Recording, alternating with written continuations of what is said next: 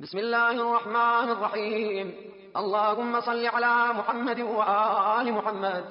الحمد لله الأول قبل الإنشاء والإحياء، والآخر بعد فناء الأشياء، العليم الذي لا ينسى من ذكر، ولا ينقص من شكر، ولا يخيب من دعا، ولا يقطع رجاء من رجا.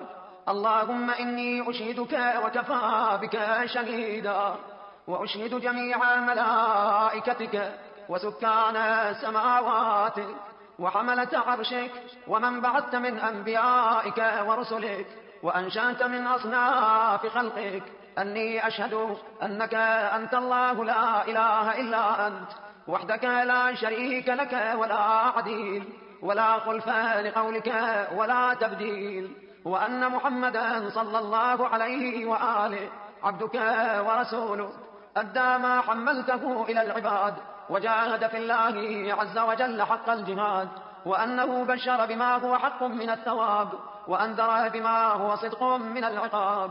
اللهم ثبتني على دينك ما أحييتني، ولا تزغ قلبي بعد إذ هديتني، وهب لي من لدنك رحمة إنك أنت الوهاب. صل على محمد وعلى آل محمد، واجعلني من أتباعه وشيعته، واحشرني في زمرته، ووفقني لأداء فرض الجمعات وما أوجبت علي فيها من الطاعات، وقسمت لأهلها من العطاء في يوم الجزاء، إنك أنت العزيز الحكيم.